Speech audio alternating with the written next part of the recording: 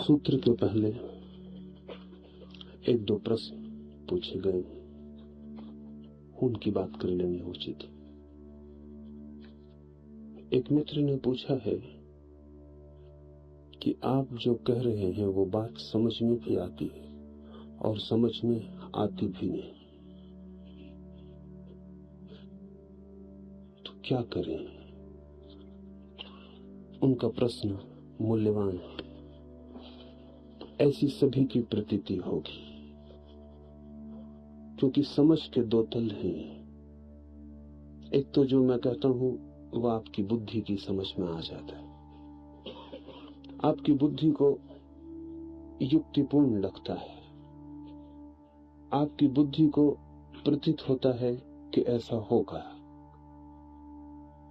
ये समझ ऊपर ऊपर है, ये समझ प्राण के भीतर तक नहीं उतर सकती। ये समझ आपके पूरे व्यक्तित्व की समझ नहीं है, आत्मिक नहीं है, इसलिए ऊपर से समझ में आता हुआ लगेगा। और जब तक यहां बैठ के सुन रहे हैं तब तक ऐसा लगेगा बिल्कुल समझ में आ गए। फिर यहां से हटेंगे और समझ खोनी शुरू हो जाएगी, क्योंकि जो समझ में आ गया है वो जब तक साधा ना जाए तब तक आपके प्राणों का हिस्सा नहीं हो सकता।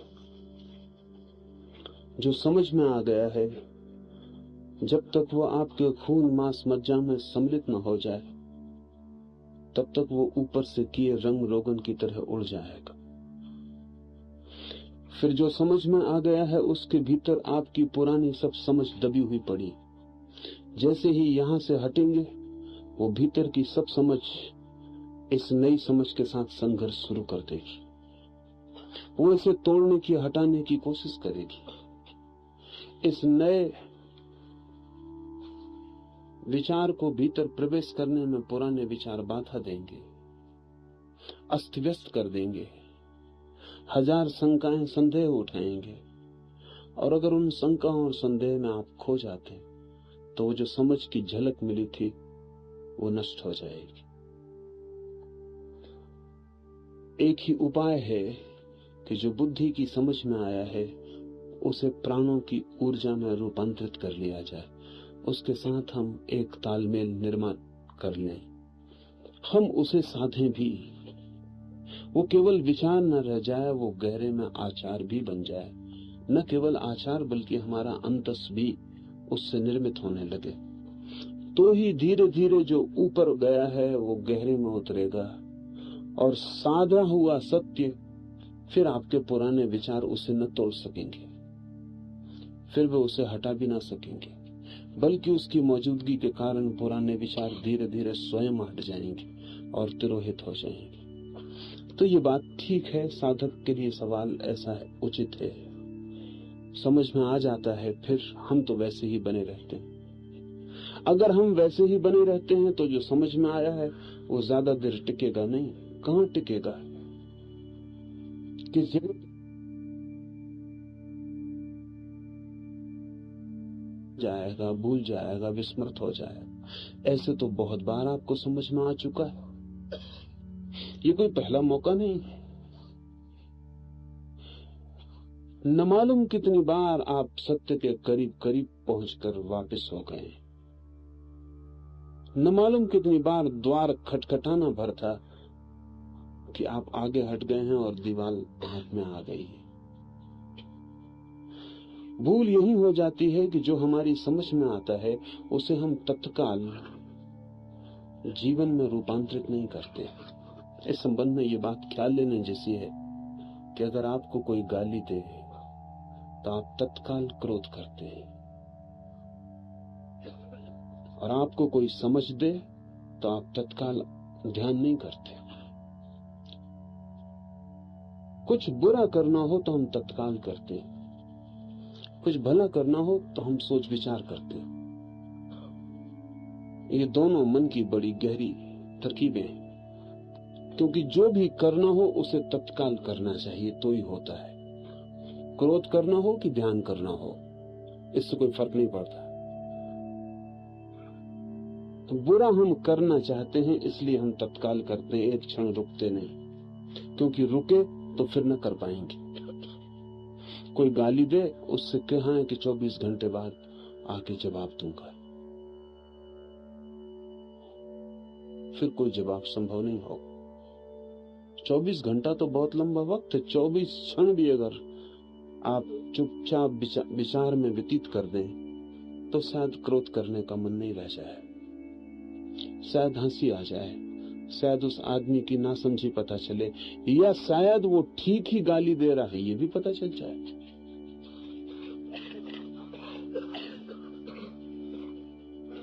इसलिए समय खोना उचित नहीं है।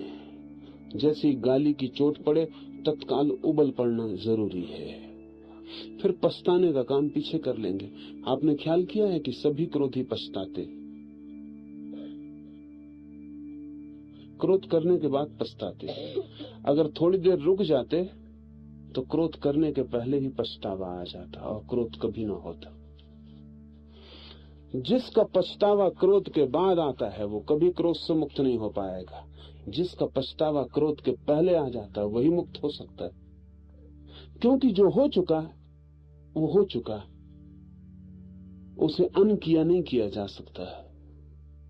लेकिन जगह कहाँ है? गाली दी आपने, इधर क्रोध भपका, दोनों के बीच में स्थान कहाँ है कि मैं थोड़ा सोच लूं, विचार कर लूं, विमर्श कर लूं, देख लूं अतीत के अपने संकल्प न मालूम कितनी बार किए हैं कि क्रोध न करूंगा, खोज लूं अतीत में कितनी बार क्रोध करके पछताया हूं। उतना मौका नहीं, समय नहीं, स्थान नहीं। उधर गाली, इधर आग निकलनी शुरू हो जाती। थोड़ी सी जगह बनाए, क्रोध मुश्किल हो जाएगा। क्रोध में तो नहीं बनाते जगह, लेकिन ध्यान में थोड़ी जगह बनाते, इसलिए ध्यान भी मुश्किल हो जाता। जब कोई शुभ और सही और ठीक बात की चोट पड़ती है, उसे उसी क्षण करने में हम नहीं लग जाते, हम राह देखते। वो जो बीच का समय है वही अस्त व्यस्त कर देगा। गरम लोहे पर चोट मारनी चाहिए, तो विचार करते रहते हैं कि चोट मारे या न मारे, तब तक लोहा ठंडा हो जाता। फिर चोट भी मारते हैं तो कोई परिणाम नहीं होता। एक मित्र आज आए थे, वो कहते हैं संन्यास लेना है, लेकिन अभी और थोड़ा समय चाहिए, सोचना है। मैंने उनसे पूछा और कितनी बातों के संबंध में जीवन में सोचा है? अगर और बातों के संबंध में सोचा होता तो संन्यास कभी का फलित हो गया होता, क्योंकि सोच विचार का अंतिम परिणाम संन्यास है। जो भी आदमी सोचेगा, विचारेगा, इस जीवन में भोग उसके लिए व्यर्थ हो ही जाने वाला है। तो मैंने उनसे पूछा और कितना सोचा विचारा है, किस किस बात को सोच विचार के किया है, या कि सिर्फ संन्यास को सोच विचार के लेंगे? कितना समय लगाएंगे सोचने विचारने में? और आप ही सोचेंगे ना, तो कल आप सोचते हैं कि आप कुछ ज्यादा बुद्धिमान हो जाएंगे, तो जरा पीछे लौट कर देखें, बुद्धि कम भला हो गई हो, ज्यादा होती मालूम नहीं होती। वैज्ञानिक कहते हैं कि 14 साल और 18 साल के बीच में आमतौर से लोगों की बुद्धि रुक जाती, फिर कभी बढ़ती नहीं। ये भी बहुत विशेष लोगों की बात है। 18 साल तक जो बुद्धि जिनकी बढ़ती हो, नहीं तो और पहले रुक जाती। पिछले महायुद्ध में अमेरिका में जांच पड़ताल की भर्ती के लिए युद्ध के सैनिकों की, तो औसत बुद्धि की उम्र 13.5 वर्ष पाई गई। औसत बुद्धि का 13.5 वर्ष का आंकड़ा तय हुआ कि आम तौर से आदमी की बुद्धि 13.5 वर्ष पर रुक जाती, फिर कभी बढ़ती नहीं। आप कहेंगे कि ये बात जस्ती नहीं, क्योंकि आपको लगता है कि जब आप जवान थे उससे बूढ़े होकर आप ज्यादा बुद्धिमान हो गए। भला आपको न लगता हो, लेकिन अपने बेटों को आप जचवाते रहते कि ज्यादा बुद्धिमान में बूढ़ा आदमी, अनुभवी, तो मेरे पास बुद्धि ज्यादा। बुद्धि ज्यादा नहीं है आपके पास, अनुभव ज्यादा हो सकते हैं।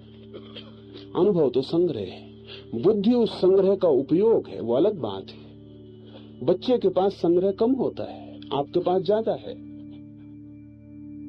मगर उस संग्रह का जो उपयोग है, उस संग्रह का कैसे उपयोग करना, वो बुद्धि है। बुद्धि संग्रह नहीं है। तो ये भी हो सकता है कि एक बच्चे के पास बूढ़े से ज्यादा बुद्धि हो। ये कभी नहीं हो सकता कि एक बच्चे के पास बूढ़े से ज्यादा अनुभव हो, कभी नहीं हो सकता। अनुभव तो बच्चे के पास कम होगा ही, लेकिन बुद्धि ज्यादा हो सकती। बूढ़े के पास अनुभव ज्यादा होता है, बुद्धि ज्यादा नहीं होती। और मित्र से मैंने कहा कि कल आप सोचते हैं या परसों बुद्धि थोड़ी ज्यादा हो जाएगी। इतना ही होगा कि अभी इस विचार की हवा में, अभी इस ध्यान की तरंग में, अभी इतने सन्यासियों के आनंद और मुक्त प्रभाव में एक ख्याल उठा है मन में। माउंट आबू से नीचे उतरते उतरते जैसे जैसे आपकी बस नीचे उतरने लगेगी, वैसे वैसे इस ख्याल से आप भी नीचे उतरने लगेंगे। माउंट आबू रोड स्टेशन तक ये विचार टिक जाए कठिन। माउंट आबू रोड स्टेशन पर उतर के आप ठंडी गहरी सांस लेंगे कि अच्छा हुआ, जैसे कि तैसे वापस लौट आए, कुछ खोया नहीं, कुछ गंवाया नहीं, किसी झंझट में ना पड़े। मैंने बर्बाद आपको ख्याल भी नहीं आया। वातावरण, अनेक लोगों की मौजूदगी, अनेक लोगों का सामूहिक प्रयास आपको भी उठा देता है एक ऊंचाई पर जिस पर होना आपकी आदत नहीं है। आप नाच रहे हैं कीर्तन में, आपको पता है अकेला इस भाव से आप नाच सकेंगे? आप कम नाच रहे हैं, इतने लोग नाच रहे हैं, उनका नाच संक्रामक हो जाता है, वो आपको भी छू लेते हैं। उनकी तरंगें आपके हृदय को भी कपाने लगती, उनके पैरों की गति आपके पैरों को भी उछलने का मौका देने लगती। और फिर आपके सदा के सोचने का ढंग यह है कि कोई क्या कहेगा। और जहां सभी लोग नाच रहे हों, एक बात पक्की है कि नाचने वाले से कोई कुछ कहने वाला नहीं, खड़े रहने वाले से कोई कुछ भला कहे तो गति आ जाती। आप मुक्त अनुभव करते हैं कि ठीक है, यहाँ कोई अड़चन नहीं है, यहाँ नाचा जा सकता है। उतरेंगे भीड़ में वापस बाजार की, ये जो एक ऊंचाई की झलक मिली थी, एक छलांग ली थी और आकाश की तरफ आंखें उठाई थी, वो फिर जमीन की तरफ लग जाएंगी। तो क्या आशा है कि कल परसों आप निर्णय कर सकेंगे? निर्णय तो आपको करना है, वो आज भी किया जा सकता है। पर वो मित्र बोले कि ऐसा भी नहीं है कि मैंने निर्णय करने की कोशिश नहीं की। 99% तो मन बिल्कुल तैयार, से 1% रह गए। उनसे मैंने पूछा कि जिंदगी में और भी कोई काम किया है जिसमें 99% मन तैयार रहा हो और 1% तैयार न रहा हो? कभी रुके हैं इस बात से? और उनसे मैंने ये भी पूछा कि क्या आपको पता है आप क्या कह रहे हैं? जब 99% मन संन्यास लेने को तैयार है और 1% नहीं लेने को तैयार है, तो आप 1% के पक्ष में निर्णय ले रहे हैं। ये तो आप सोचना ही मत कि आप निर्णय लेने से बच सकते। निर्णय लेने से बचने का इस जगत में कोई उपाय ही नहीं। चाहे आप न लेने का लें, वो भी निर्णय है। रोकने का लें कि कल लेंगे, वो भी निर्णय है। दुनिया में आपके लिए चुनाव की स्वतंत्रता है कि आप क्या निर्णय लें। इसकी कोई स्वतंत्रता नहीं है कि आप निर्णय ही ना लें, इसका कोई उपाय ही नहीं। निर्णय तो लेना ही पड़ेगा। लेकिन एक मजे की बात है कि न करने के निर्णय को हम निर्णय नहीं समझते। ये बड़ी अद्भुत बात है। उनको ख्याल में भी नहीं था कि नहीं लूंगा सन्यास, ये भी निर्णय है, लूंगा ये भी निर्णय है। अगर दोनों निर्णय है तो बड़ा अद्भुत मन है कि 1% निर्णय के साथ रुकता है और 99% के साथ जाने की हिम्मत नहीं जुटाता है।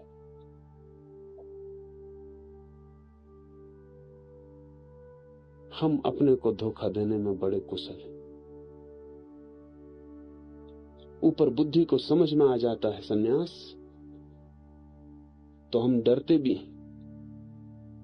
हम सोचते हैं थोड़ा वक्त मिल जाए। वक्त इसलिए नहीं कि हम सोच लेंगे, वक्त इसलिए ये प्रभाव क्षीण हो जाएगा और वो जो 99% है वो 1% रह जाएगा और जो 1% है वो 99% हो जाएगा। और जब 99% था तब हमने नहीं निर्णय लिया सन्यास का, तो जब 1% होगा तब हम लेने वाले हैं। तो आपकी समझ,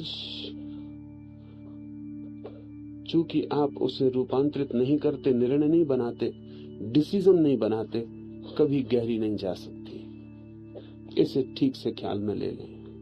बहुत बार सुन लेंगे, समझ लेंगे, फिर वैसे के वैसे रह जाएंगे। बल्कि इसका एक खतरा भी है कि जब बहुत बार सुन सुन के समझ के आप वैसे के वैसे रह जाते, तो धीरे धीरे आप चिकने घड़े हो जाते।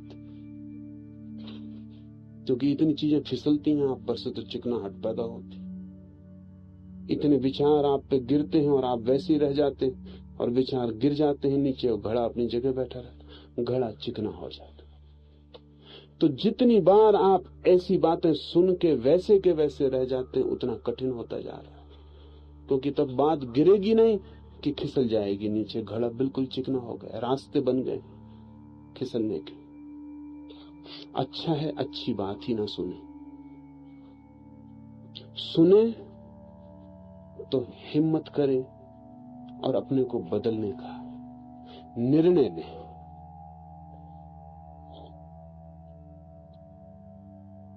तब आपको लगेगा कि जो समझ में आया था वो ऊपर ऊपर नहीं रहा, प्राणों का स्वर बन गया। और जिस दिन श्वास श्वास में न समा जाए समझ, उसका कोई भी मूल्य नहीं है। उसका एक ही मूल्य है कि आप अच्छी बातें करना सीख जाएं। हम सभी जानते हैं, और हमारा मुल्क तो इतना कुशल है अच्छी बातों करने में। अध्यात्म तो हमारी जबान पर रखा है, बस जबान पे रखा है, उससे भीतर कहीं नहीं।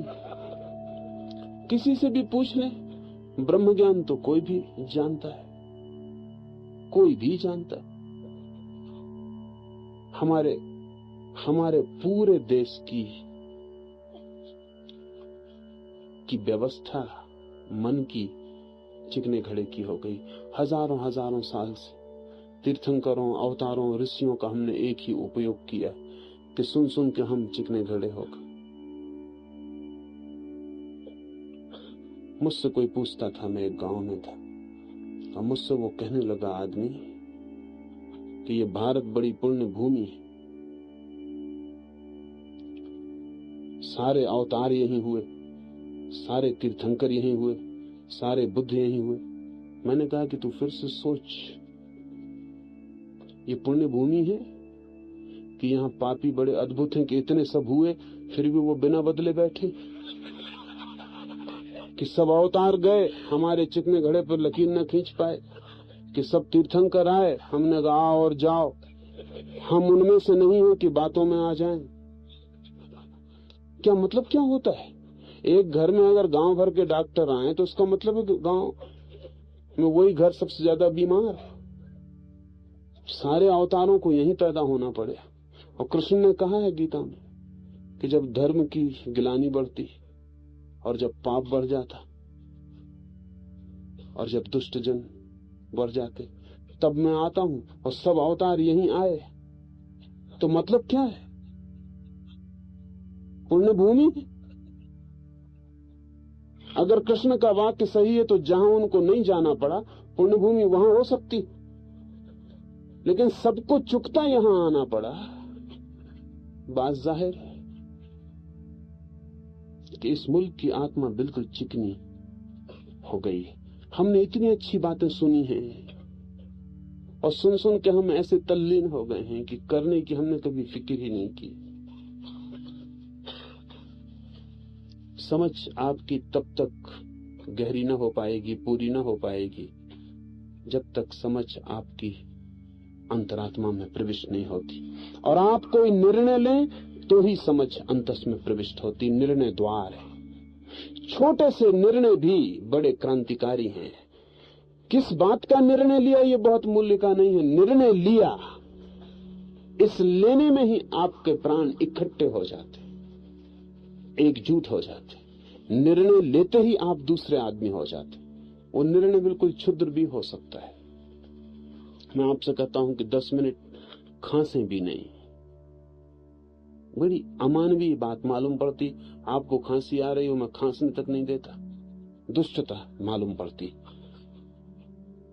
सभा में आप बैठे हैं, मैं आपको कहता हूं खांसी मत, बिल्कुल खांसी बंद रखें, पर आपको ख्याल में नहीं, इतना छोटा सा निर्णय भी आपके भीतर आत्मा का जन्म बनता है। 10 मिनट नहीं खांसूंगा,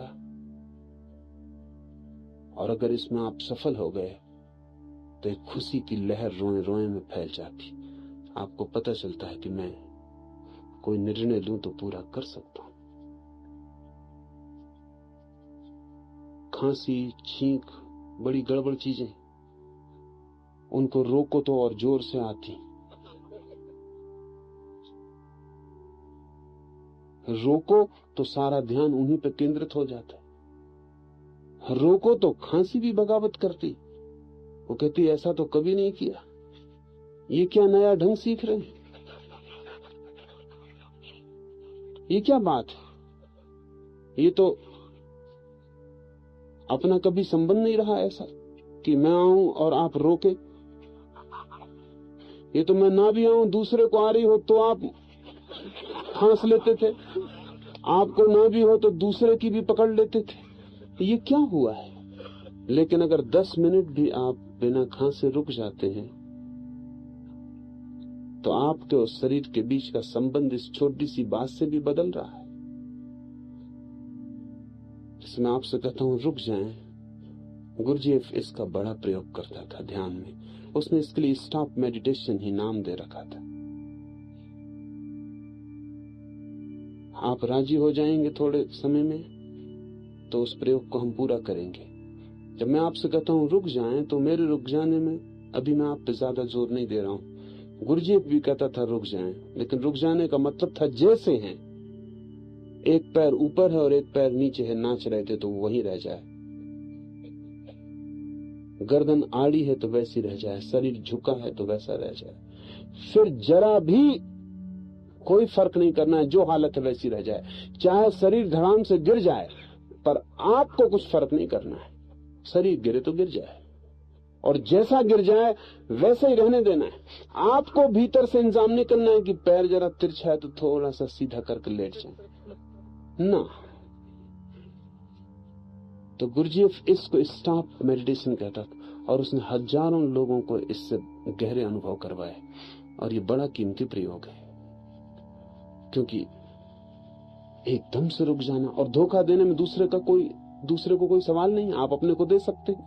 आपका एक पैर जरा ऊपर था, आप धीरे से नीचे रख ले तो कौन देख रहा है? बाकी आप खो गए एक मौका, कोई नहीं देख रहा है, किसी को मतलब भी नहीं। आपका पैर है, कहीं भी रखिए, मगर आपने भीतर एक अवसर खो दिया जहां आत्मा और शरीर का संबंध बदल सकता था, जहां आत्मा जीत सकती थी और कह सकती थी कि मैं मालिक हूं। अगर आपने धीरे से पैर रख लिया संभाल के और फिर आराम से खड़े हो गए कि अब देखो इस स्टॉप का प्रयोग कर रहे हैं, तो आप किसी और को धोखा नहीं दे रहे, आपके शरीर ने आपको धोखा दे दिया। छोटे छोटे निर्णय, बहुत छोटे छोटे निर्णय भी बड़े परिणामकारी हैं। छोटे से कोई संबंध नहीं, निर्णय से संबंध है। डिसिसिवनेस, निर्णायक बुद्धि, तो आपकी समझ धीरे धीरे गहरी उतर जाएगी। तो जो मैं कह रहा हूं उसे सिर्फ सुन न लें, उसे थोड़ा प्रयोग करें। उपनिषद बड़े व्यवहारिक पाठ हैं, इनका सिद्धांत से कोई संबंध नहीं।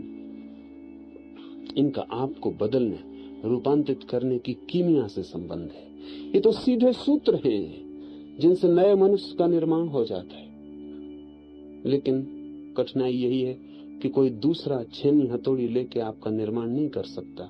आप ही मूर्तिकार हैं, आप ही पत्थर हैं, आप ही छेनी हथौड़ी।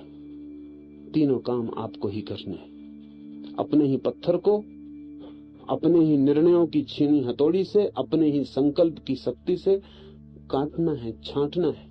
अपनी ही समझ के अनुसार अपनी मूर्ति को निर्मित करना है। इसमें क्षण भर का भी स्थगन सदा के लिए स्थगन हो जाता है। जिसने कहा कल करेंगे, वो फिर कभी भी नहीं करता है। और अच्छा होता कि वो कहता कि कभी नहीं करेंगे, वो भी एक निर्णय होता। वो मित्र आए तो मैंने उनसे कहा कि यही निर्णय कर लो कि सन्यास कभी न लेंगे, कभी, तो भी फायदा होगा। पर तुम कहते हो कि सोचेंगे, लेंगे कि नहीं लेंगे। ये इनडिसिसिवनेस, नहीं लेंगे यही पक्का कर लो, तो भी कुछ निर्णय तो किया। लेंगे तो पक्का कर लो, तो कोई निर्णय किया। नहीं लेंगे ये भीतर की स्थिति है, लेकिन इसको भी साफ नहीं होने देते। इसको भी कहते हैं कि नहीं लेंगे जरूर, थोड़ा समय। इस तरह अपने को धोखा दे जाते हैं। सन्यास एक निर्णय है, एक संकल्प है, परिणामकारी है। लोग मुझसे पूछते हैं क्या होगा गिरे हुए वस्त्र पहन लेने से। मैं उनसे कहता हूं कुछ भी ना होगा तो 3 महीने पहन डालो। वो कहते हैं लोग हंसेंगे, तो इतना तो कम से कम होगा। और तुम लोगों के हंसने को 3 महीने तक शांति से झेलना, तो बहुत कुछ हो जाएगा। लोग हंसेंगे इसकी फिक्र ही छोड़ना, बहुत कुछ हो जाने की शुरुआत हो जाती।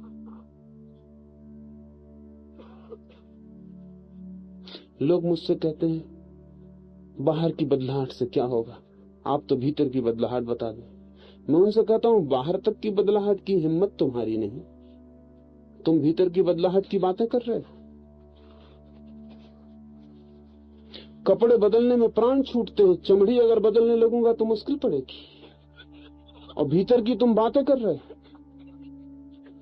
लेकिन हम धोखा देने में कुशल हैं, हम अपने को धोखा देने में कुशल हैं। और जो आदमी अपने को धोखा दे रहा है वो कभी धार्मिक नहीं हो सकता। ख्याल रहे, दूसरों को धोखा देने वाला धार्मिक हो सकता है, खुद को धोखा देने वाला धार्मिक नहीं हो सकता, क्योंकि फिर कोई रास्ता ही नहीं बचता है। एक और मित्र ने पूछा है, अच्छे कर्म बुरे कर्मों को काटते नहीं हैं बल्कि उन पर आच्छादित हो जाते हैं, इसलिए बुरे तथा अच्छे सभी कर्मों का फल भोगना अनिवार्य है। क्या बुरे कर्म तथा अच्छे कर्म क्रम से फल देते हैं या बिना क्रम के फल देते हैं? यदि बुरे कर्मों का क्षय अच्छे कर्मों से नहीं किया जा सकता, तब अच्छे कर्म करने का कोई औचित्य नहीं हो सकता। क्या यह सिद्धांत समाज के लिए उपयोगी है? इसे थोड़ा सा ख्याल में ले लें। बुरे कर्मों का क्षय अच्छे कर्मों से नहीं किया जा सकता, तो उन मित्र को ऐसा चिंता लगी होगी कि फिर कोई अच्छा कर्म करेगा ही क्यों। और तब तो समाज के लिए बड़ा खतरा हो जाएगा। बात बिल्कुल उल्टी। आपको अगर पता है कि बुरे कर्म अच्छे कर्म से काटे जा सकते हैं, तो आप बुरे कर्म मजे से किए जाते हैं, क्योंकि कभी भी अच्छा कर लेंगे और काट लेंगे। दवा हाथ में है तो बीमारी से डर क्या है? गंगा स्नान कर लेंगे, सब कर्म धुल जाएंगे। किसी साधु संत का आशीर्वाद ले लेंगे, सब कर्म धुल जाएंगे। चोरी की है, दान कर देंगे उसी पैसे से, और तो पैसा है भी कहां। बड़ा चोर बड़ा दानी हो जाएगा, लाख चुराएगा 10,000 दान करेगा। चोरी में डर नहीं है फिर कोई, क्योंकि दान से हम चोरी को काट लेंगे। किसी की हत्या कर देना, फिर एक बच्चे को जन्म दे देना। एक जीवन लिया, एक दे दिया। ये दुनिया इतनी बुरी सिर्फ इसलिए है कि आपको ये पक्का पता है कि बुरा भी कट जाता है।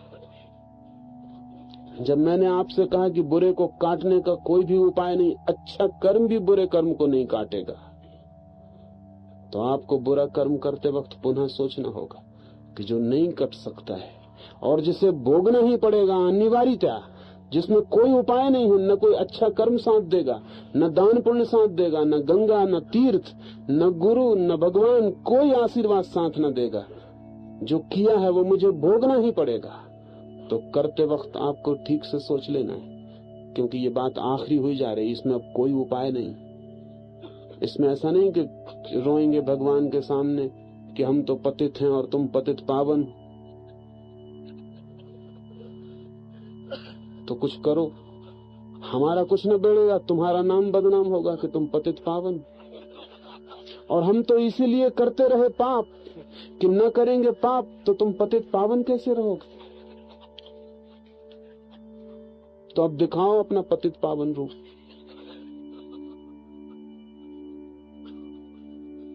एक महिला परसों मेरे पास पहुंच गई, भीड़ थी बहुत, उस भीड़ में उसने एकदम से कहा कि आशीर्वाद दीजिए, तो मैंने कहा अच्छी बात।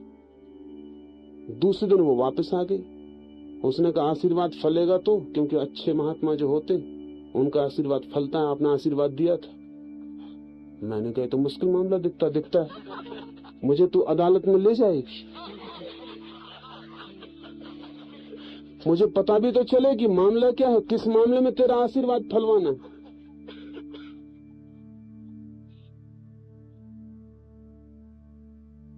तो उसने कहा लेकिन आपको ख्याल होना चाहिए कि अच्छा महात्मा तो जब भी आशीर्वाद देता तो फलता ही।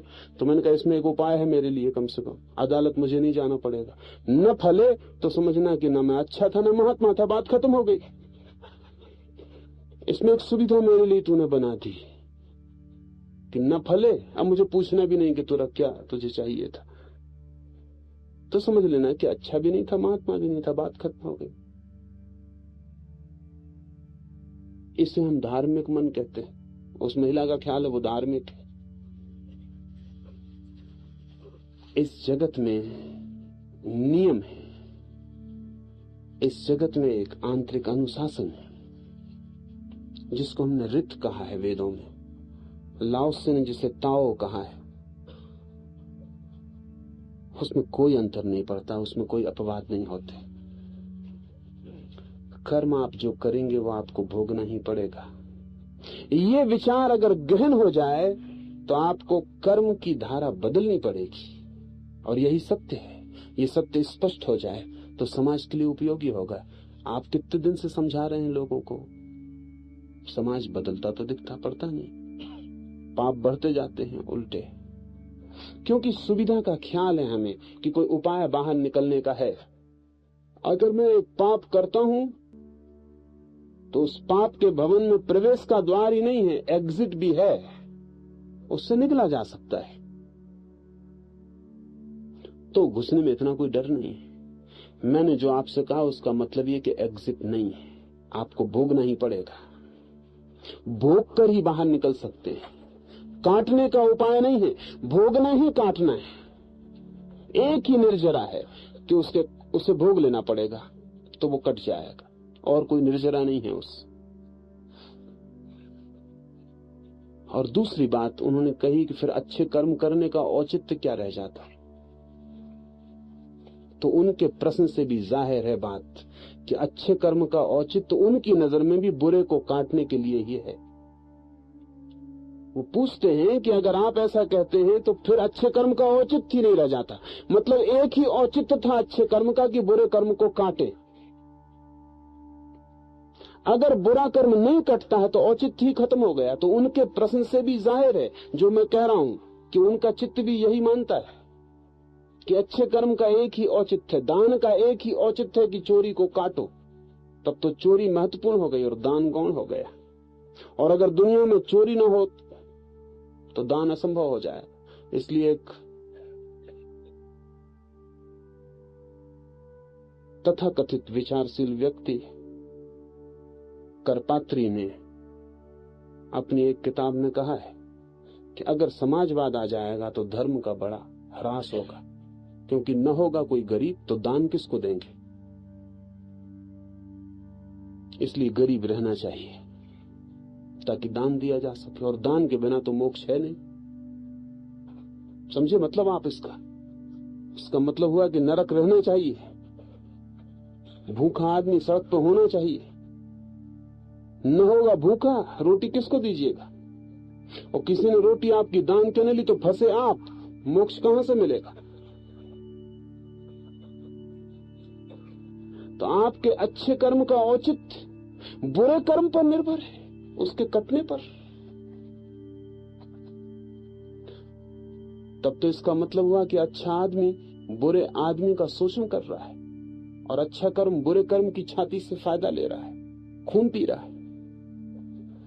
अच्छे कर्म का औचित्य बुरे कर्म को काटना नहीं है, बुरे कर्म का औचित्य है उसके दुख में, अच्छे कर्म का औचित्य है उसके सुख में।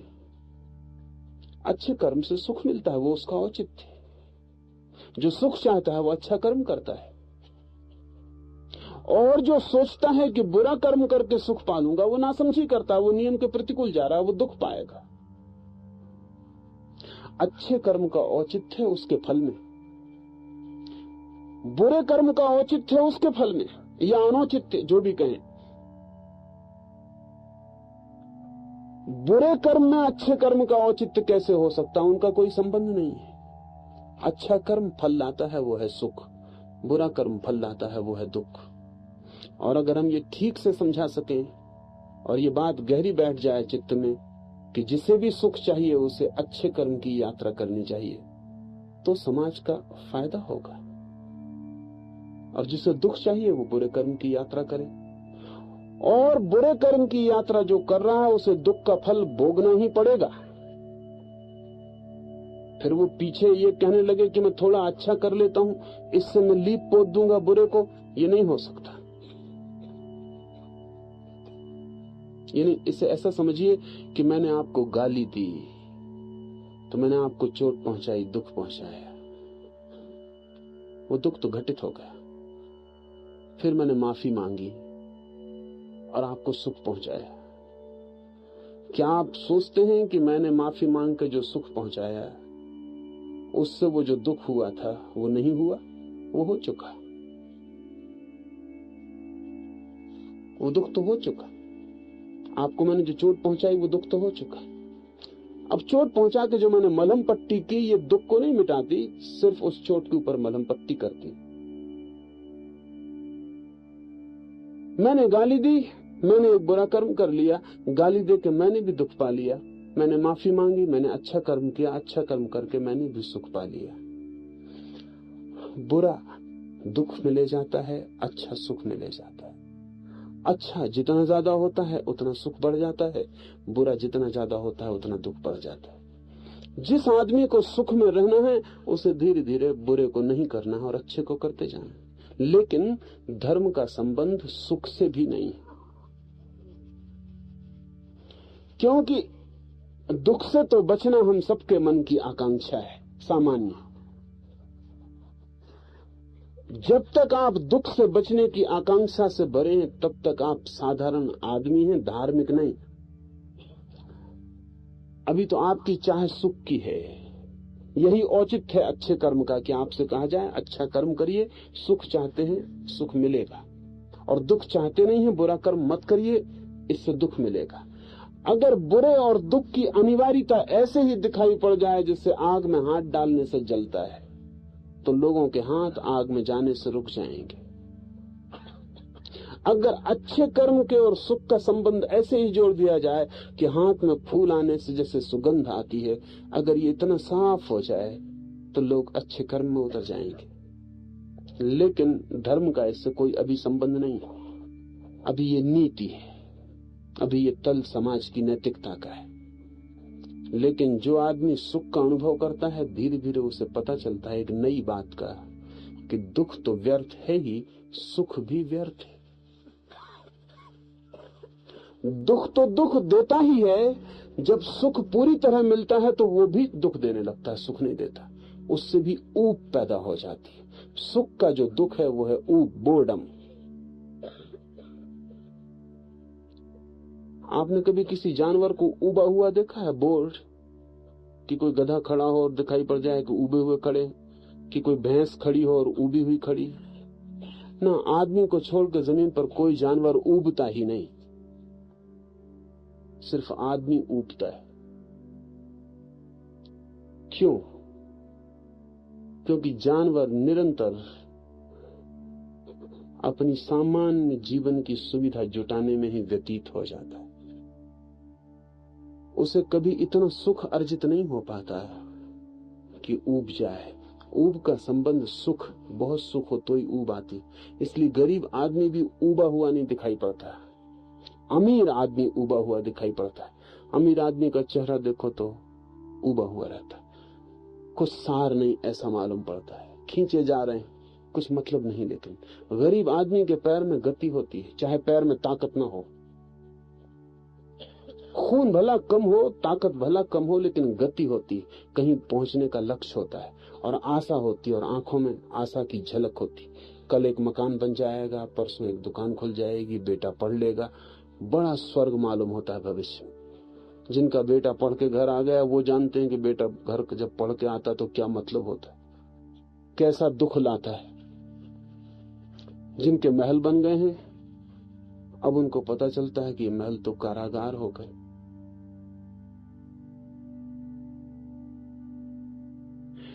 जब सुख पूरा मिल जाता है तब पहली दफा पता चलता है कि इससे भी ऊब रहे हैं हम। मन सुख से भी ऊबता है। इसलिए बुद्ध और महावीर और कृष्ण और राम राजाओं के घरों में पैदा हुए।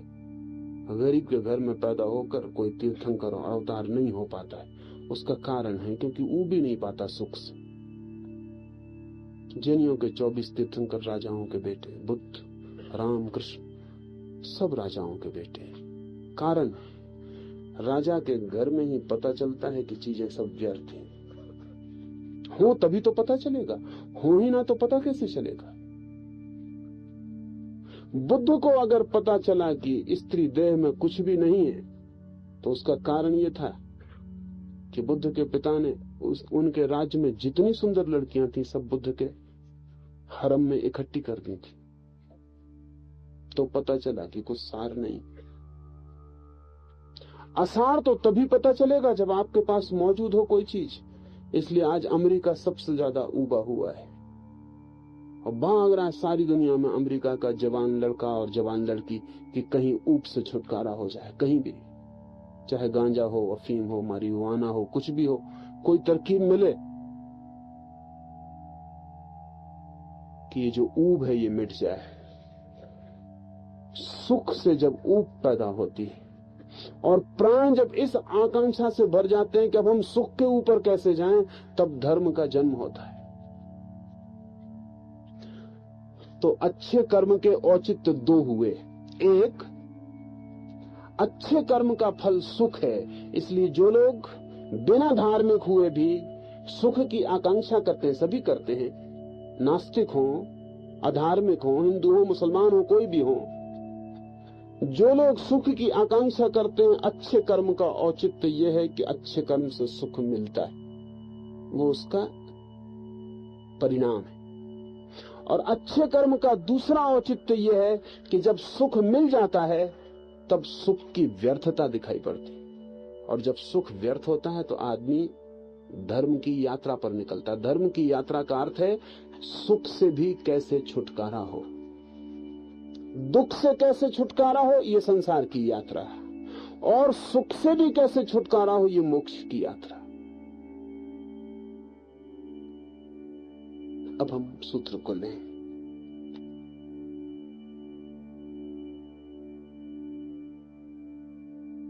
प्रारब्ध कर्म तो उसी समय सिद्ध होता है जब देह के ऊपर आत्मबुद्धि होती।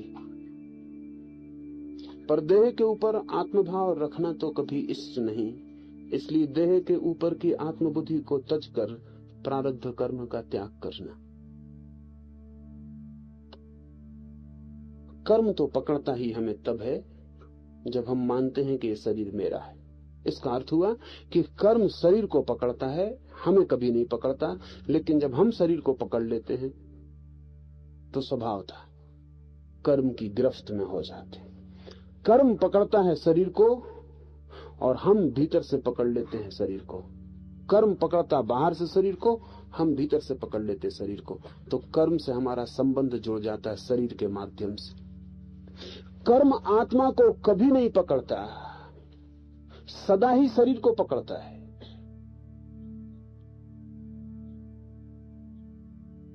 जैसे कि अगर कोई छुरी से किसी चीज को काटे,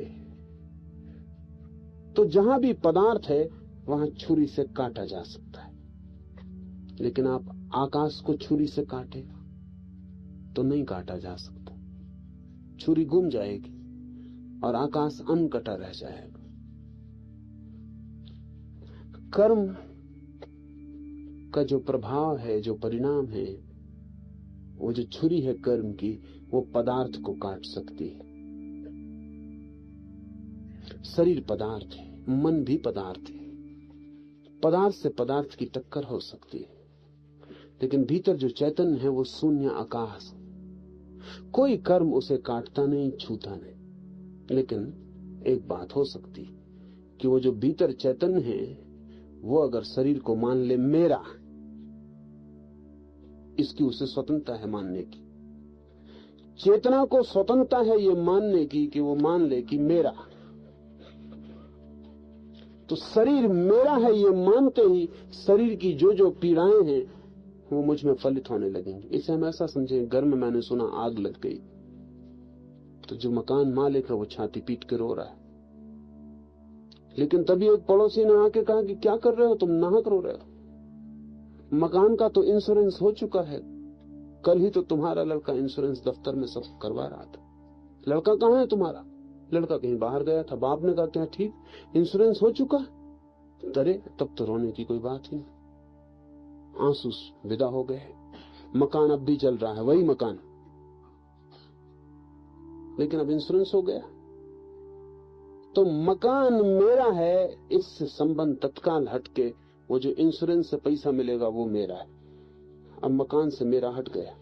लेकिन तभी लड़का भागा हुआ आया और उसने कहा कि क्या कर रहे हैं, हंस रहे हैं खड़े होकर। मैं गया जरूर था लेकिन हो नहीं पाया। फिर आंसू बहने लगे। फिर आदमी छाती पीट कर रोने लगा कि मर गए, लुट गए, मकान वही का वही। मगर बीच में क्या हुआ, मेरा मकान से अलग हो गया, फिर मकान से मेरा जुड़ गया। शरीर के साथ हमारा मेरा भाव ही हमारे दुख का कारण या सुख का, हमारे सब कर्मों का। मेरा भाव हट जाए फिर शरीर पर होते कर्मों की प्रक्रिया का स्वयं से कोई संबंध नहीं रह जाता। ये सूत्र कहता है मेरा भाव, आत्म भाव रखना ही समस्त कर्मों की प्रक्रिया को साथ देना है, कोऑपरेट करना है, सहयोग देना है। हट जाए मेरा भाव, पता चल जाए कि मैं कौन हूं, शरीर नहीं हूं। तो जैसे इस आदमी को पता चला कि मकान मेरा नहीं है, अब जलता रहे, ऐसा ही बुद्ध और महावीर को पता चल गया है कि ये मकान मेरा नहीं, जलता रहे। हट गए पीछे। उसका पता चल गया जो इस मकान में रहने वाला है, उसका पता चल गया जो मकान में जरूर है लेकिन मकान ही नहीं। आत्मभाव का हटना ही समस्त प्रारब्ध कर्म का त्याग है। फिर कर्म का कोई अर्थ नहीं है, त्याग हो गया। देह की भ्रांति यही प्राणी के प्रारब्ध कर्म की कल्पना है। पर आरोपित अथवा भ्रांति से जो कल्पित हो वो सच्चा कहां से होगा? आरोपित है, कल्पित है, लगता है मेरा है, आपका बेटा है, जी जान दिए दे रहे हैं उसके लिए, कुर्बान हो सकते हैं खुद। और फिर एक दिन एक पत्र मिल जाए घर में, किसी पुरानी किताब में दबा, और पता चले कि पत्नी का किसी से प्रेम रहा। संदिग्ध हो जाए कि बेटा मेरा है कि नहीं। सब डमाडोल हो गए। बाप को संदेह सदा थोड़ा बना ही रहता है। क्योंकि बाप बहुत प्रासंगिक घटना है, कोई बहुत महत्वपूर्ण घटना नहीं है बेटे के जन्म में। उतना ही मूल्य है बाप का जैसे कि एक इंजेक्शन का, इससे ज्यादा मूल्य नहीं। मां भर असंदिग्ध रूप से जानती है कि बेटा उसका। बाप को तो थोड़ा संदेह बना ही रहता। उसी संदेह को मिटाने के लिए हमने इतने सख्त विवाह की व्यवस्था बनाई कि वो संदेह बाप को सताए नहीं तो जिंदगी भर मुश्किल हो जाएगी। जिन बेटों के लिए मेहनत करनी, उन पर संदेह बना रहा है कि पता नहीं अपने हैं भी कि नहीं, तो बड़ी अस्त व्यस्तता न हो जाए, इसलिए विवाह की बड़ी सख्त व्यवस्था की है और स्त्रियों की सारी गति पर रुकावट डाल दी है कि कहीं उनका दूसरे पुरुषों से कोई संबंध ना आए। संबंध ही ना आए तो डर न रहे। और इसलिए कुंवारी लड़की पर बड़ी फिक्र होती है कि शादी कुंवारी लड़की से हो। इसलिए जो और भी ज्यादा इसमें बहुत ज्यादा चिंता में रत थे, वो बाल विवाह कर देते थे ताकि डर का कोई उपाय ही न रह जाए। तो निश्चित रहे कि पुत्र मेरा है, मेरा हो तो आरोपित हो जाता हूं मैं, संदिग्ध हो तो मुश्किल हो जाता।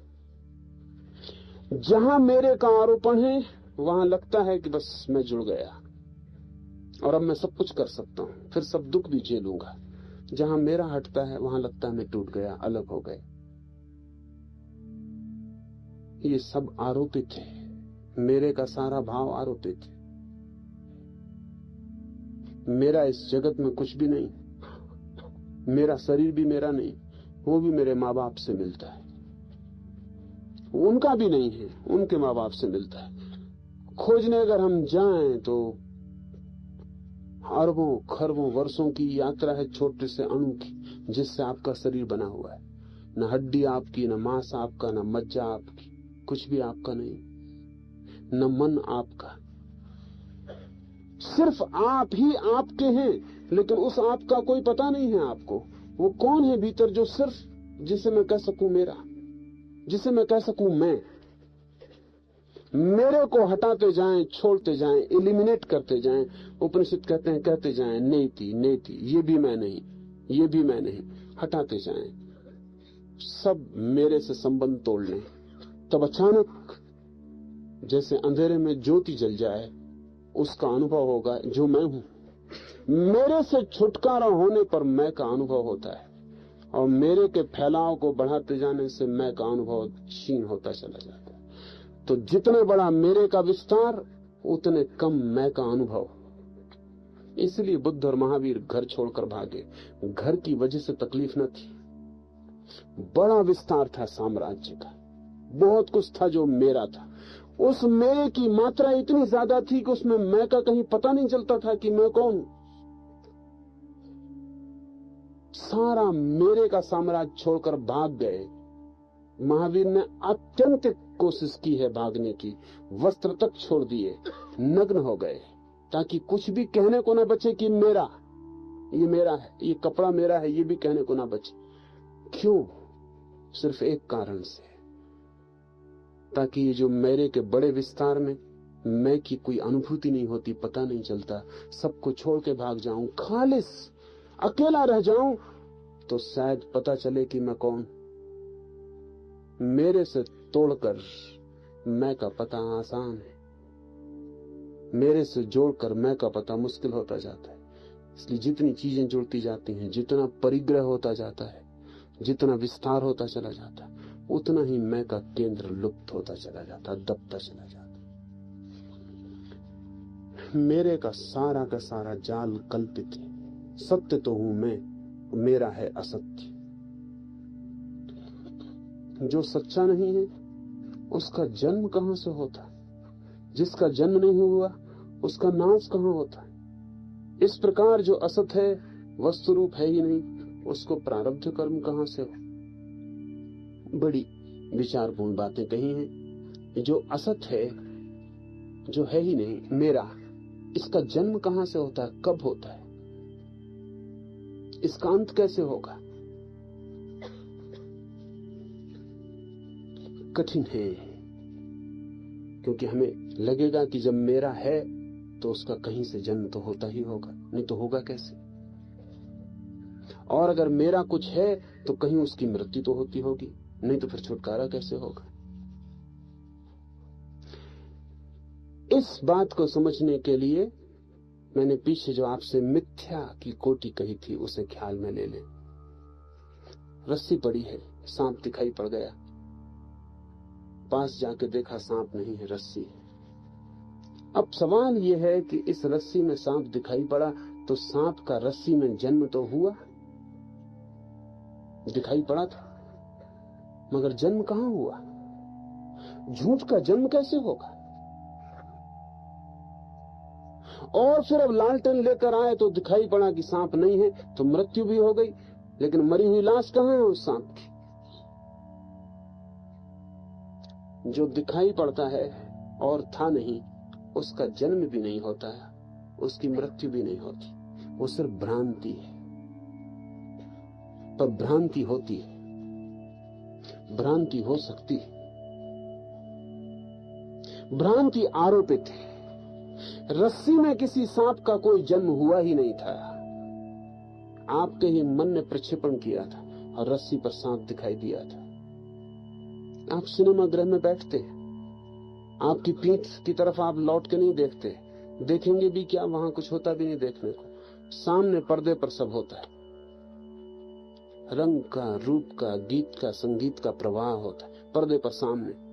लेकिन मजे की बात है कि पर्दे पर कुछ भी नहीं होता, पर्दा होता है खाली, केवल छाया और धूप, फिकती हुई किरणों का जाल होता है। वैसे पर्दा खाली होता है, सब कुछ होता है भीतर, पीछे, पीठ के पीछे जहां प्रोजेक्टर लगा होता है। वो प्रोजेक्टर शब्द बड़ा अच्छा है, जिसे कल्पित कहा है, जिसे प्रक्षेपित कहा है। अंग्रेजी का शब्द प्रोजेक्शन, उसका अनुवाद है। प्रोजेक्टर पीछे लगा है, वहां से चीजें फेंकी जा रही हैं पर्दे पर, और पर्दे पर जहां है नहीं वहां दिखाई पड़ रही हैं। जहां दिखाई पड़ रही हैं वहां है नहीं, और जहां है वहां आप पीठ किए हैं, वहां आप देखते नहीं। रस्सी में सांप दिखाई पड़ा, रस्सी केवल पर्दे का काम कर रही है, और मेरा मन प्रोजेक्ट कर रहा है। मेरा मन सांप की छाया भेज रहा है रस्सी पर, रस्सी पर सांप की छाया मेरा मन डाल रहा है, और रस्सी सांप मालूम पड़ रही। फिर मैं भाग रहा हूं। जब पहली दफा 3 डायमेंशनल पिक्चर आए, चित्र बने, तो पहली दफा बड़ा मजेदार घटनाएं सारी दुनिया में घटी। जब लंदन में पहली दफा 3 डायमेंशनल चित्र दिखाया गया, तो उसमें एक घुड़सवार एक भाले को फेंकता है, घुड़सवार भागता हुआ आता है। तो 3 डायमेंशनल पिक्चर का मतलब है कि बिल्कुल ऐसा दिखाई पड़ता है कि असली घोड़ा आ रहा है, चित्र नहीं दिखाई पड़ता, असली घोड़ा, तीनों आयाम है उसके। घोड़ा भागता हुआ आता है, टापें बढ़ती जाती हैं, घोड़ा पास आता है, फिर घुड़सवार एक भाला फेंकता है। पूरा हाल अपनी अपनी गर्दन झुका लेते,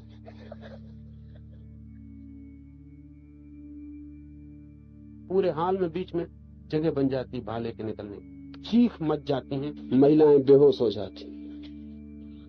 क्या हुआ, कहीं कोई भाला वाला था नहीं, मगर भाला बिल्कुल वास्तविक मालूम हो रहा था, और 3 डायमेंशनल था, तो बिल्कुल लगा कि निकल जाएगा।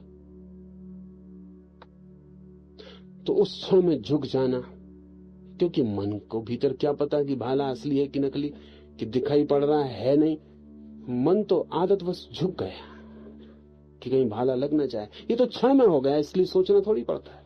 फिर पीछे खुद ही हंसी आई होगी कि क्या पागलपन किया, लेकिन हो गया। जब बुद्ध जगते हैं तो हंसी आती है कि क्या पागलपन किया। रिंझाई के संबंध में कहानी है कि रिंझाई को जब ज्ञान हुआ तो वो हंसने लगा, वो खिलखिलाने लगा। और जब उसके शिष्यों ने पूछा कि आप क्यों हंस रहे हैं, क्या हो गया, तो रिंझाई ने कहा कि मुझे परम ज्ञान हो गया। तो उन्होंने कहा परम ज्ञान, पर हमने कभी ऐसा सुना नहीं कि परम ज्ञान होने के बाद कोई इस तरह हंसता, आप हंस क्यों रहे हैं। तो रिंझाई लोटपोट हुआ जाता है, उसके पेट में बल पड़ रहे हैं, और वो कह रहा मैं इसलिए हंस रहा हूं कि खूब बुद्धू बने और व्यर्थ बने, कुछ भी न था। जिसे पकड़े थे वो था नहीं, और जिसे छोड़ने की कोशिश कर रहे थे वो भी नहीं था, खुद हम ही थे अकेले। हम ही अपने हाथ को पकड़े हुए थे। जैसा कभी कभी रात में होता है ना, कि अपने ही हाथ से अपनी छाती दबाए हुए और अंदर सपना चल रहा है कि कोई छाती पे चढ़ा बैठा है, और जब आंख खुलती तो कप रहे हैं, पसीना छूट रहा है। अपने ही हाथ छाती पे पड़ गए थे, उनके वजन की वजह से लग रहा था। नींद में सभी इंद्रियां बहुत सतेज हो जाती हैं, इसलिए जरा सा वजन बहुत वजन मालूम पड़ता है। जरा सा वजन बहुत वजन मालूम पड़ता है। खुद का ही हाथ लगता है कोई छाती पे चढ़ा बैठा। कभी कोशिश करें, घर में कोई सोया हो, जरा पैर के पास बर्फ का एक टुकड़ा धीरे धीरे घिस दें उसके पैर में, सपना शुरू हो जाएगा। भीतर सपना होगा कुछ ऐसा कि पहाड़ पे चढ़ रहे हैं, बर्फ ही बर्फ है, मरे जा रहे हैं, गले जा रहे हैं। चीख पुकार मच जाएगी भीतर। जरा थोड़ा सा दिया पास ले जाकर जरा आंच दे दें पैर में किसी सोए आदमी की, वो समझेगा कि नरक में पहुंच गए। लपटें जल रही हैं, कढ़ाए हैं और डाले जा रहे हैं, निकाले जा रहे हैं। क्या भीतर क्या हो रहा है? वो मन अपनी धारणाएं रखे बैठा है। जरा सा इशारा और मन अपनी धारणाओं का फैलाव शुरू कर देता। पर्दा मिले कि प्रोजेक्टर काम शुरू कर देता। जागते में भी हम जो कर रहे हैं वो यही है। होश से जब कोई जागता है, वस्तुतः हमारा जागरण नहीं, बुद्ध का जागरण, उपनिषद के ऋषियों का जागरण, जब कोई उस जागरण को उपलब्ध होता है तब उसे हंसी आती है। कैसी नासमझी की। जो था नहीं उसे देखा, जो था नहीं उसे पकड़ा, जो था नहीं उसे छोड़ने की कोशिश भी की, और सारा खेल अपना था। हम ही सब तरफ से थे, हमारा मन ही सब तरफ से था। अगर जीवन की किसी भी घटना का ठीक ठीक विश्लेषण करेंगे तो इस सच्चाई का अनुभव हो जाएगा। किसी भी घटना का ठीक ठीक विश्लेषण करेंगे, इस सच्चाई का अनुभव हो जाएगा। नहीं करेंगे विश्लेषण तो पीठ की तरफ मन का कारोबार जारी है और जगत पर्दा बना हुआ है, उस पर सब खेल चल रहा है, सब चीजें दिखाई पड़ रही। नहीं, इस माया का न कोई जन्म है और न कोई मृत्यु। मिथ्या का न कोई जन्म होता, न कोई मृत्यु। देह यह अज्ञान का कार्य है, उसका ज्ञान द्वारा जो समूल नाश हो जाता है तो यह देह रहती कैसे है? ऐसी शंका करने वाले अज्ञानियों का समाधान करने के लिए ही श्रुति ने बाह्य दृष्टि से प्रारब्ध कहा है। वास्तव में न तो देह है और न प्रारब्ध है। ये बड़ी कठिन बात है।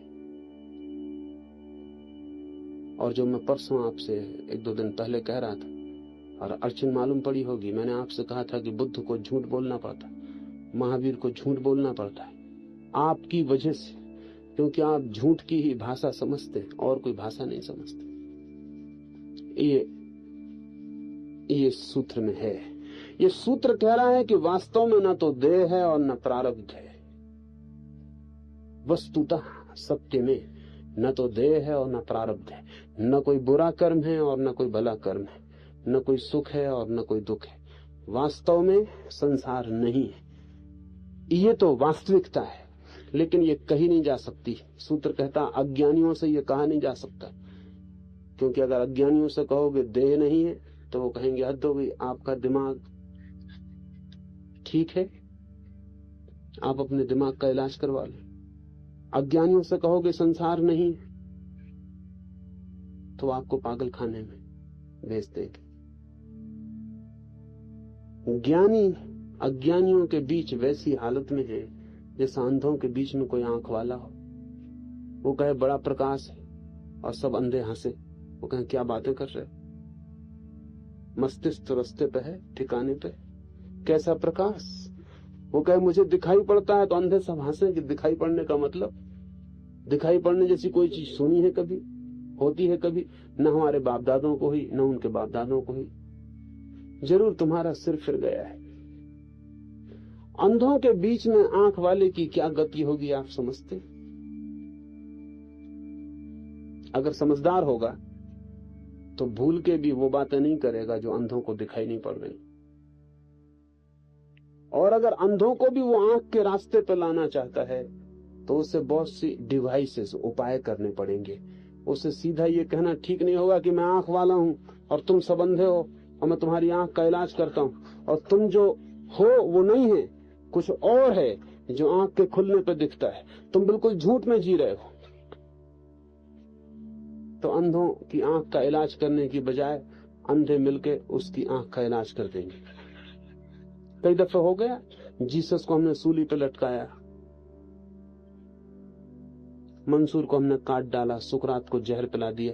उसका कारण कुछ और नहीं है। उसका कारण सिर्फ इतना ही है कि ये लोग सीधी सीधी बातें कहने लगे जो हमारी पकड़ के बाहर है। और इनकी बातें अगर हम मान के चले तो हम चल ही नहीं सकते, हमारा भी कसूर नहीं। लेकिन आप जान के हैरान होंगे कि भारत में हमने किसी बुद्ध, किसी महावीर, किसी रामकृष्ण को फांसी नहीं दी। जीसस को सूली लग गई जेरूसलम में, मंसूर को मुसलमानों ने मार डाला, सुकरात को यूनानियों ने काट डाला। इस मुल्क में हमने किसी बुद्ध, किसी महावीर, किसी कृष्ण को कभी नहीं काटा, मारा, सूली नहीं दी। आप जानते हैं कारण क्या है? कारण बड़ा अद्भुत है और वो कारण यह है कि कृष्ण और बुद्ध और महावीर, जीसस और सुकरात से अंधों के साथ बातचीत करने में ज्यादा कुशल है और कोई कारण नहीं। कुल कारण इतना है, वो ज्यादा कुशल है। और कुशलता की वजह है क्योंकि इस मुल्क में हजारों साल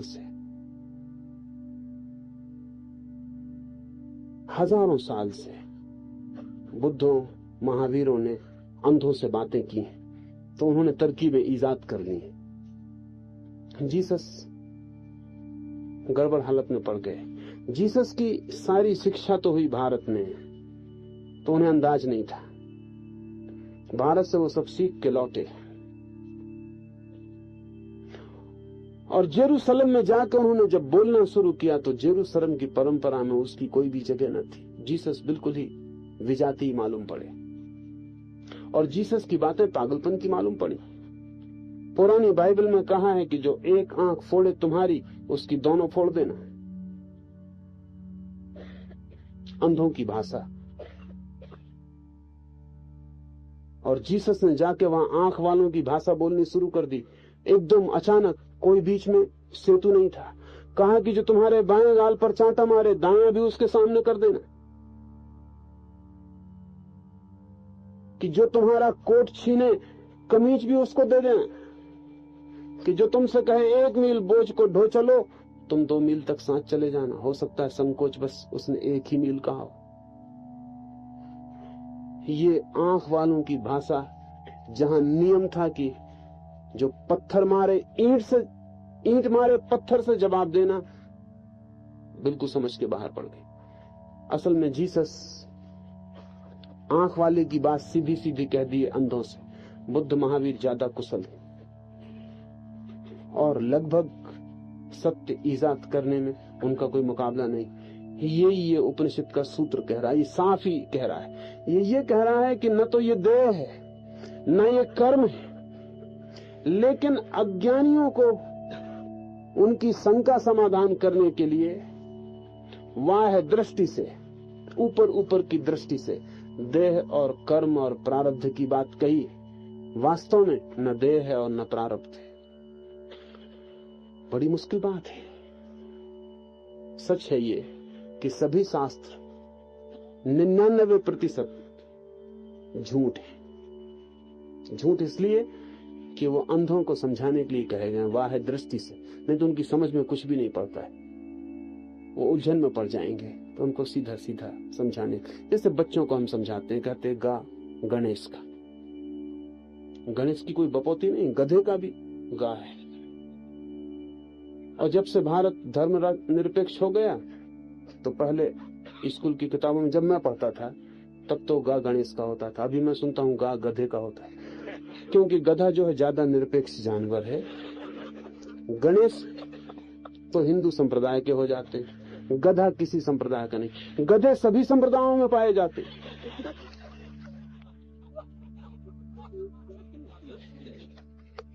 पर बच्चे को हम समझाते हैं गा गणेश का है या गा गधे का है, और बच्चा पकड़ ले, और फिर जब भी गा आए कहीं तो पहले बोले गा गधे का और फिर आगे बढ़े, तो मुश्किल हो जाएगी। वो तो सिर्फ सहारा था। वो बच्चा गधे को समझ सकता था, गा को नहीं समझ सकता था, इसलिए गा को जोड़ दिया। फिर प्रतीक भूल जाएंगे, चित्र हट जाएंगे, गा सीधा आ जाएगा। वो जो अज्ञानी है, जहां से उसे उठाना है उसकी भाषा से बात शुरू करनी पड़ती है। उससे कहना पड़ता है ये दुख है, ये सुख है। सुख चाहते हो तो अच्छा कर्म करो, दुख चाहते हो तो ही बुरा कर्म करो। ना भी चाहते हो दुख, बुरा करोगे तो बुरा फल पाओगे, अच्छा करोगे अच्छा फल पाओगे। अगर दोनों से छूट जाओगे तो फिर तुम्हें कोई फल नहीं मिलेगा, और जब कोई फल नहीं मिलता है तो तुम मुक्त हो जाते हो। लेकिन ये सारी की सारी बात एक बात मान के चल रही हैं हम कि ये सारा वास्तविक का जगत है। लेकिन जब कोई आदमी जागता है, जब होश से भरता है, जब शरीर से टूट जाता है और अज्ञान नाश होता है, तब उसे बड़ी हंसी आती है। जो छूट गया पीछे वो वास्तविक नहीं था, एक बड़ा सपना था, एक बड़ा सपना था, वास्तविक नहीं था। और जो उपाय हमने बताए थे वे भी सपने के भीतर सपने थे। ऐसा समझे तो आसानी होगी। रामकृष्ण तो भक्त थे काली के, पर बड़े विनम्र थे, और कोई और मार्ग बताए तो सदा पालन करने को तैयार रहते थे। फिर एक वेदांत के शिक्षक तोतापुरी का आगमन हुआ, और तोतापुरी ने रामकृष्ण से कहा कि ये क्या लगा रखा है, ये क्या कीर्तन भजन, क्या इससे होगा? एक को खोजो, ये तो दो है, भक्त और भगवान, दो नहीं, एक ब्रह्म। तो रामकृष्ण अद्भुत थे, उनके पैरों में सिर रख दिया और कहा कि ठीक, मुझे शिक्षा दे, मुझे सिखाएं। तो ध्यान पर तोतापुरी रामकृष्ण को बिठाता है, और रामकृष्ण आंख बंद करके खूब आनंदित होते हैं। तोतापुरी कहता क्या हो रहा है? तो वो कह रहे माँ दिखाई पड़ती। तो उन्होंने कहा कि सब फिजूल बकवास में यहाँ रुकूंगा नहीं, माँ दिखाई पड़ती तुम इतने काहे के लिए आनंदित हो रहे? ये सब कल्पना है, ये माँ और ये काली, ये सब तुम्हारी ही धारणा है। रामकृष्ण कहते हैं होगी, लेकिन आनंद बड़ा आता है। तो तोतापुरी ने कहा कि अगर इसी आनंद में पड़े रहना है तो परम आनंद कभी ना आएगा। तो रामकृष्ण ने पूछा क्या करूं? तो तोतापुरी ने कहा कि एक तरकीब करो, जब काली भीतर दिखाई पड़े उठाओ एक तलवार और 2 टुकड़े कर दो। तो रामकृष्ण ने कहा तलवार वहां कहां से लाएंगे? स्वाभाविक, कहां से तलवार ले आएंगे एकदम से? और भीतर अगर बाहर तलवार हो भी तो ले कैसे जाएंगे? और काली जब दिखाई पड़ेगी तो कैसे, कहां है तलवार? तो तोतापुरी ने कहा कि जिस मन से काली को भीतर खड़ा कर लिया है उसी मन से तलवार भी खड़ी कर लेना। जब तुम काली तक को भीतर खड़ा करने में सफल हो गए हो तो छोटी सी तलवार न कर पाओगे। ये सपने के भीतर सपने की विधि, समझे मेरा मतलब? काली भी एक कल्पना है भीतर, सुखद है, पर है तो कल्पना, अपना ही फैलाव है, अपना ही भाव है जो मूर्तिमंत हो गया भीतर। अपनी ही चाह है, अपने ही रंग है जो हमने ही डाल दिए भीतर। वो जो काली खड़ी है भीतर और रामकृष्ण भीतर जो उसके चरणों में सिर रखे पड़े हैं, बड़े मजे की बात है कि वो काली भी रामकृष्ण का ही भाव है और वो सिर रखे हुए भी रामकृष्ण पड़े। तो तोतापुरी ने ठीक कहा कि तलवार क्या बाहर से ले जानी पड़ेगी? काली को कब बाहर से ले गए थे? तो जब भीतर काली बना ली, एक तलवार भी बना लो, और तुम तो कुशल मालूम पड़ते।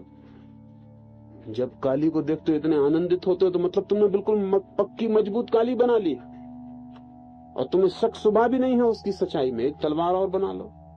रामकृष्ण बड़े उदास हो जाते थे कि ये कैसे होगा, तलवार से मैं खुद ही काली को काटूं। तो तोतापुरी ने कहा अगर न कटे तलवार से तो फिर सोचेंगे, तुम कोशिश तो करो। पर रामकृष्ण कहते थे मैं ही खुद काटूं।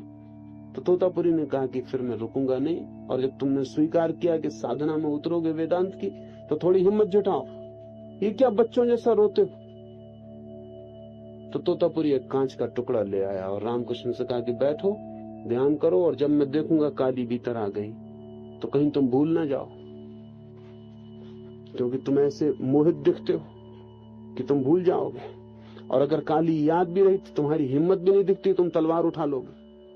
तुम इतने प्रेम से भरे दिखते हो कि तलवार तुम उठाओगे कैसे। जैसे कोई माँ अपने बच्चे को काटे, उससे भी कठिन तुम्हें होगा, ये भी मैं समझता हूं। तो फिर मैं तुम्हें साथ दूंगा, तुम फिक्र ना करो। जब मैं समझूंगा काली आ गई तो एक कांच का टुकड़ा है, इससे मैं तुम्हारे तृतीय नेत्र की जगह को पूरा का पूरा काट दूंगा।